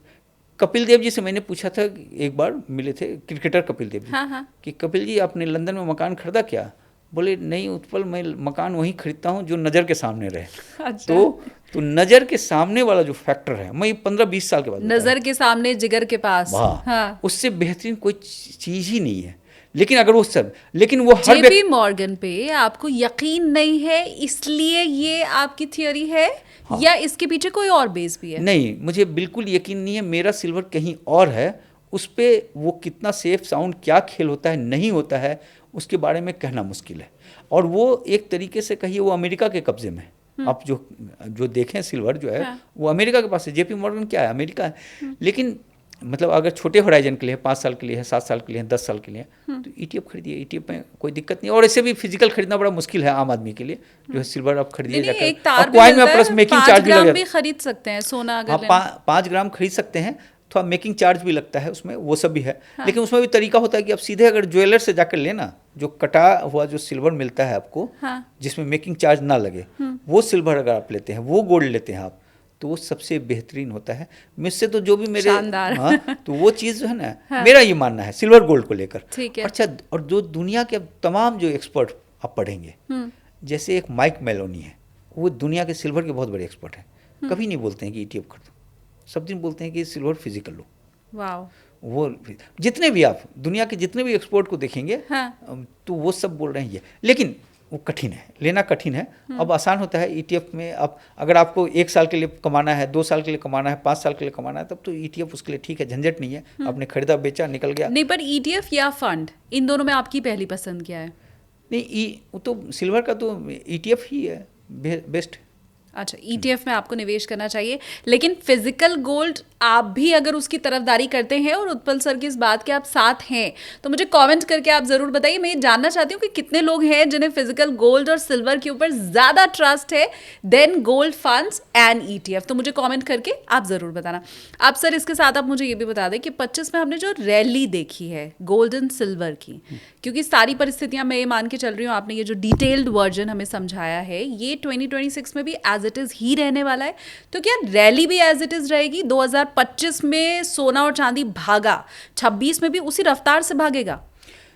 अब देखिए, इसमें जो अब तक जो उम्मीद लग रहा है, क्योंकि अब सिल्वर को आप देखें तो सिल्वर जो है दिसंबर में भाग गया 25% के आसपास या 29% के आसपास, और जनवरी में अभी 15 दिन के अंदर वो 24% के आसपास भाग गया। तो जो है लगभग 50% तो ये 2 महीने में भागा है। तो ये अब उम्मीद था कि 2026 में जो है सिल्वर जो है, जैसा हम लोग 96 सोच रहे थे कि दिसंबर तक में जाएगा, लेकिन वो चला गया अभी। तो सिल्वर में कहानी बिल्कुल डिफरेंट चल रहा है।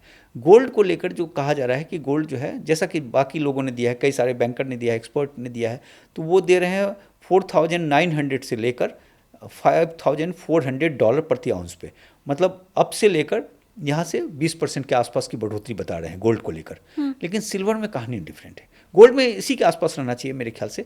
और गोल्ड में जो सबसे बड़ी बात है ना कि सेंट्रल बैंक की खरीदारी कैसी रहती है, क्योंकि जो गोल्ड जो भागा था इस समय, और सेंट्रल बैंक इसलिए कर रहा है क्योंकि डॉलर के जो है डॉलर की दादागिरी से परेशान हो गया था, तो अपने करेंसी को मजबूत करने के लिए उसने खरीदा। तो इस समय जो इस क्वार्टर में जो है गोल्ड की खरीदारी सेंट्रल बैंक ने कम किया है, क्योंकि वो हर बार जो है काफ़ी अच्छा खरीद रहा था, और ये साल जो है 1000 मेट्रिक टन से कम खरीदारी है। तो अब ये देखना होगा कि आगे जो है गोल्ड की खरीदारी सेंट्रल बैंक किस तरीके से करता है, वो जो है सबसे अहम बात है। उस पर डिपेंड करता है गोल्ड का तमाम चीज़। लेकिन गोल्ड पे एक फिक्स रहेगा 20% 25% ज़्यादा से ज़्यादा जो है। लेकिन सिल्वर में कहानी बिल्कुल डिफरेंट है। सिल्वर के बारे में आकलन लगाना बड़ा मुश्किल है, इस समय कुछ भी हो सकता है। आप बोल रहे हैं ये? हाँ, जिसने इतनी रिसर्च कर रखी है सिल्वर के ऊपर? हाँ, कुछ भी कहना बड़ा मुश्किल है। मतलब देखिए कोई रिसर्च तो कर ही नहीं सकता, उसमें प्रेडिक्शन कर ही नहीं सकता। जो सिचुएशन चल रहा है, सिचुएशन के हिसाब से हम लोग जो देख रहे हैं वो कह रहे हैं, लेकिन उसमें वो पता नहीं ना कौन कितना पाइलअप कर रहा है, कौन कितना रख रहा है। अब देखिए जो फैक्ट्रियाँ जो हैं, जो चाइना में जिस तरीके से अभी एक वीडियो आया था कि 15-15 केजी का बार बेचा जा रहा था और खुलेआम बिक रहा था पूरी तरीके से, और लोग खरीद रहे थे। उसके बाद से 2 दिन के बाद वो आना बंद हो गया, तो जमकर खरीदारी हुई वहाँ। क्योंकि इंडस्ट्री जो है, इंडस्ट्री को अपना जो है दुकान चलाते रहना है, तो उसको सिल्वर चाहिए एनी हाउ। अब इसमें क्या हुआ कि अब इन लोगों का ये हो गया है कि जो उसके जो बड़े 5 सोलर कंपनियां हैं, जिसमें एक जब चाइना की, तो उसने क्या किया, एक अलग पेस्टिंग ला रहे हैं। वो एक कोई टेक्नोलॉजी ईजाद किया है जिसमें सिल्वर थोड़ा सा कम लगे।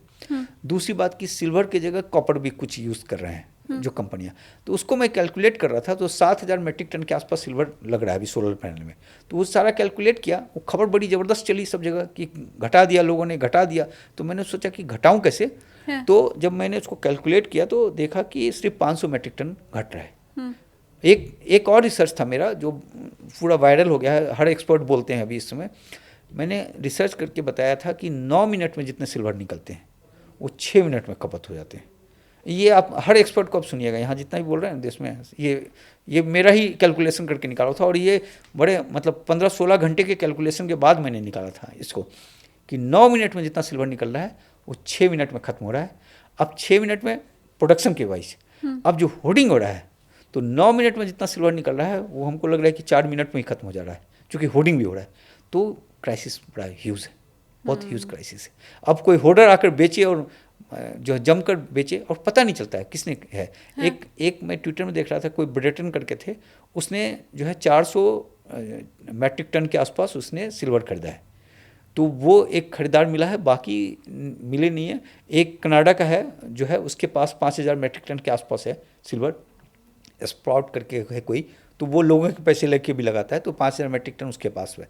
इसके अलावा बाकी का पता नहीं चल रहा है कि किसके पास कितना सिल्वर है। तो ये है। अब सोने और चांदी से जुड़ा हुआ मैं आखिरी सवाल आपसे पूछ रही हूँ।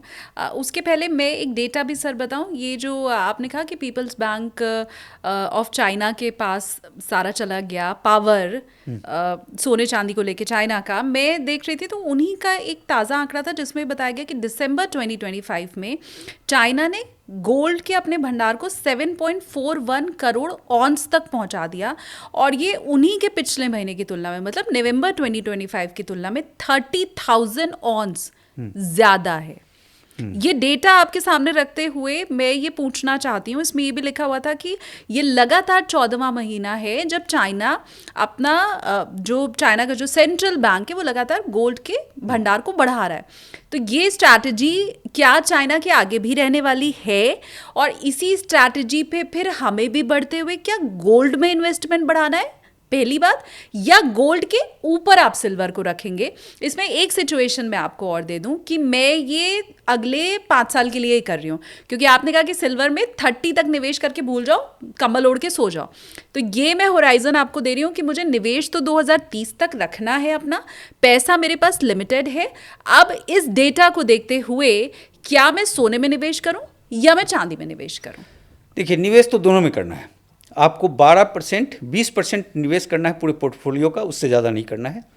और 20% में 12% गोल्ड पे रखना है, 8% सिल्वर पे रखना है, क्योंकि गोल्ड बड़ा स्थिर है, सिल्वर चंचल है।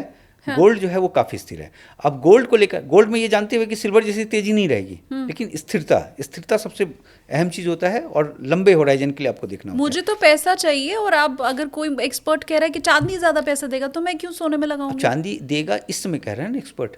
अगर मान लीजिए चांदी में मैंने जो बोला आपको कि उस तरह का अगर आ गया, जो 106 से जो 84 वाली जो कहानी बताई, वो सिचुएशन आ गया, तो आप तो रोक नहीं पाओगे ना। आप में वो फिर हिम्मत ही नहीं होगा आम आदमी में कि वो जो है 106 से फिर 120 का इंतजार करे, कभी नहीं कर सकता। उसको कोई भी बोलेगा कि भैया बढ़ेगा, लेकिन वो बोलेगा कि तुरंत बेचेगा जाकर, तो आप टिक नहीं पाओगे। लेकिन गोल्ड के साथ ये कहानी नहीं होगी। तो गोल्ड आपको स्थिरता देता है। और दूसरा क्या होता है कि जब गोल्ड आपका 12% है और 8% सिल्वर पे अगर गिर भी गया, तो हो सकता है कि आप 50% बेचो उस समय, इस कंडीशन में कि यार गोल्ड तो स्थिर है ना मेरे पास, गोल्ड तो कहीं नहीं गिर रहा है ना, तो वो आपको स्थिरता देगा। लेकिन गोल्ड के साथ जो कहानी ये है, देखिए ऐसा है कि अमेरिका और चाइना ही कहानी है। अमेरिका का डॉलर जो है वो कमज़ोर हो रहा है, चूँकि उसका कर्ज काफ़ी ज़बरदस्त बढ़ गया है, जो 38.5 ट्रिलियन हो गया, मतलब 2.5 ट्रिलियन के आसपास जो है इसी साल जो है ट्रम्प के समय बढ़ गया। तो वो है, इसका जो डॉलर इंडेक्स जो है वो कमज़ोर हो गया, पहले 106 पे था जनवरी 2000 इसमें, अभी 98 के आसपास है, तो लगभग 8-9% वहाँ गिरावट हो गई, तो डॉलर हो गया है कमज़ोर। अब क्या किया है, चाइना जो है अपने करेंसी को मजबूत करने की कोशिश कर रहा है। चाइना जो है अपना जो है हांगकांग में और दुबई में बना रहा है सेंटर, उसमें ये कह रहा है कि आप युवान लो, जो है ना, अपना गोल्ड ला कर रखो, गोल्ड हम गिरवी रखेंगे, आपको युवान देंगे और उस गोल्ड के बदले में आपको पैसे देंगे। साथ में ये प्रलोभन दे रहा है जनता को भी कि आप अपने गोल्ड हमारे पास दीजिए, जैसे हम गोल्ड अगर बैंक में रखेंगे तो कुछ नहीं मिलता, हाँ। लेकिन हम आपको इंटरेस्ट देंगे गोल्ड पे। ये वो अपने नागरिकों को भी बोल रहा है और दूसरे देश को भी बोल रहा है।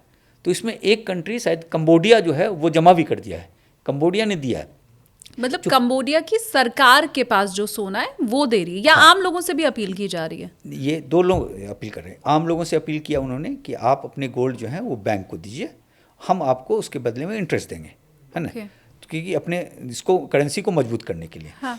साथ में वो एक कर रहे हैं कि उसने 2 सेंटर खोला है, एक हांगकांग में खोला है, एक दुबई में खोला है। उसमें वो कह रहे हैं कि बाकी कंट्री को कि आप जो ट्रेड करते हैं आप डॉलर की जगह युआन में कीजिए, हम आपको युआन पैसा देंगे, है ना, आप ट्रेड कीजिए और इसके बदले में आप गोल्ड रखिए, जो गोल्ड हम पास जो गिरवी रखिएगा और हम आपको जो युआन देंगे, तो गोल्ड के जो गोल्ड आप रखेंगे उसमें हम आपको इंटरेस्ट भी देंगे। दोनों बातें होंगी। हाँ। कि आप गोल्ड की जगह दीजिए, तो वो अपने जो है युआन को मजबूत करने की कोशिश कर रहा है।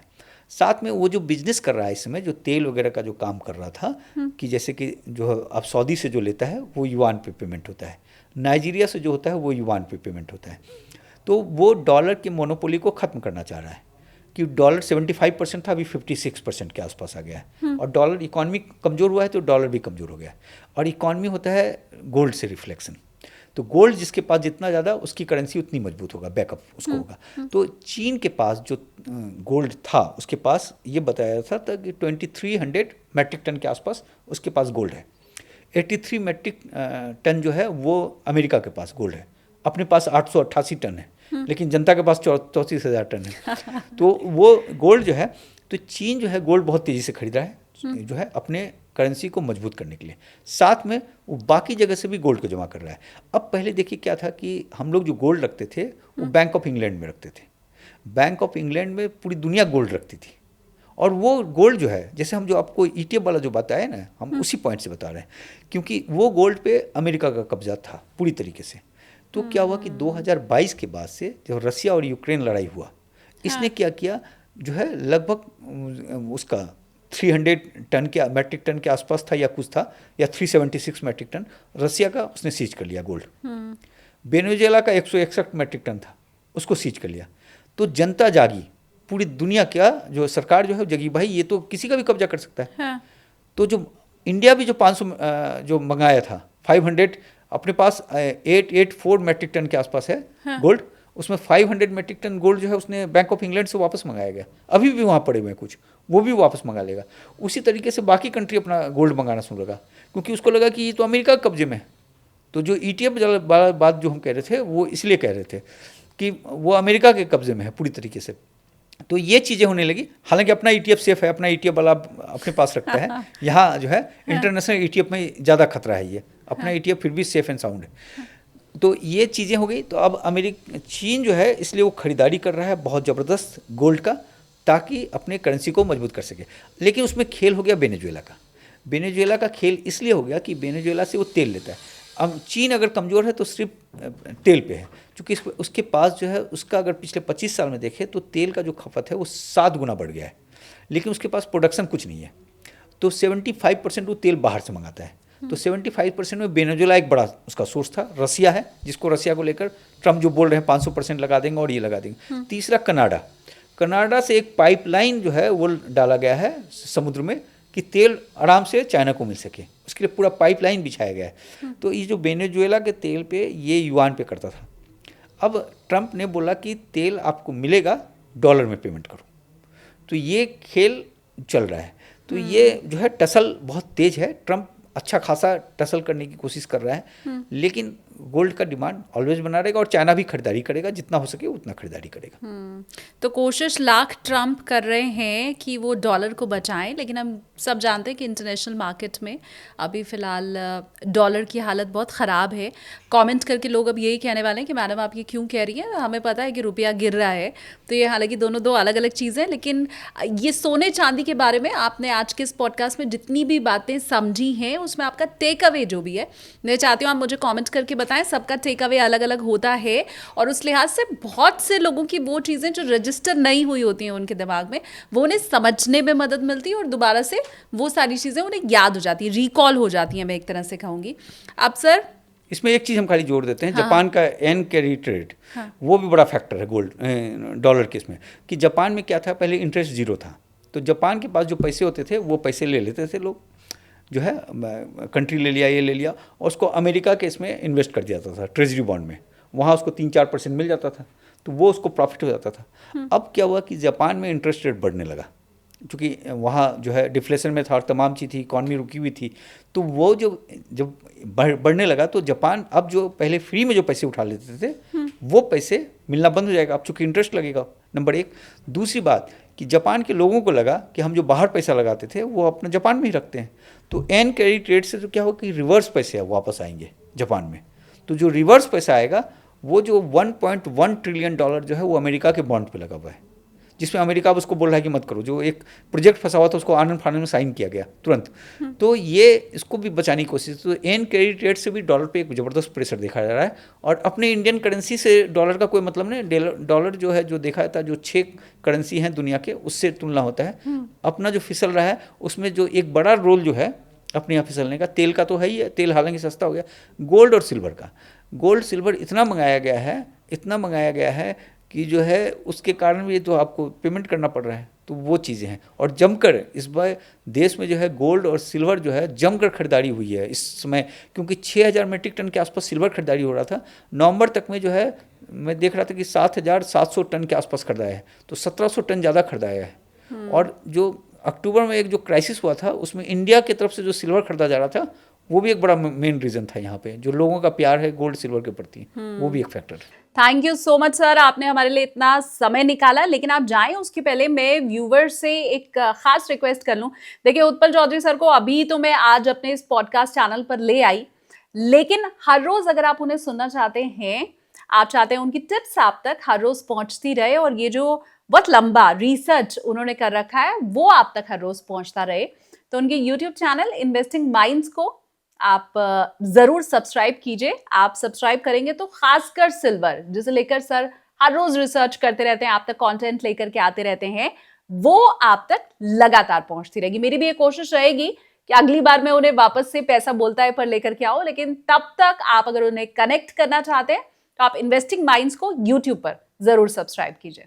Thank you so much sir, आपने इतना टाइम दिया और खासकर आपने हमें बताया कि गोल्ड एंड सिल्वर बढ़ता कैसे है, किस ओर जाएगा, ट्रम्प क्या सोच रहे हैं, चाइना क्या सोच रहा है, भारत की स्ट्रैटेजी क्या होनी चाहिए, हम सब की स्ट्रैटेजी क्या होनी चाहिए, ये सब आपने इतना डिटेल में बताया। बहुत शुक्रिया आपका, थैंक यू। Thank you.